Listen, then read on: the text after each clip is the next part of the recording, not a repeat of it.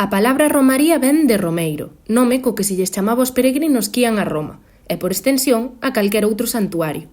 As romarías de feito comezaron sendo festas relixiosas, que incluían unha breve peregrinación á ermita do patrón do lugar, ubicada normalmente nunha paraxe campestre, onde despois da misa se facía un xantar, que se alongaba durante toda a tarde, permitindo que a xente se agrupase cos seus amigos e amigas para botar uns contos.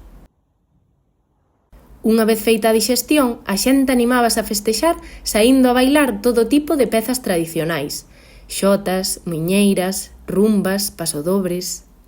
Obras como a danza de Castelao ou Diálogo e alborozo de Luis Seoane permítenos imaginar como serían eses bailes.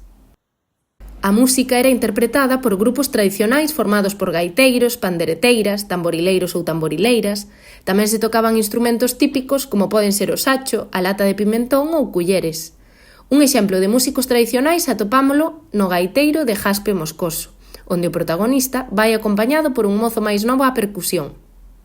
A representación desta temática sérvenos tamén para coñecer outros aspectos da época, como por exemplo as vestimentas, as cales se correspondían coas mellores prendas que tiñan naquel momento, reservadas para días de festa como a eses.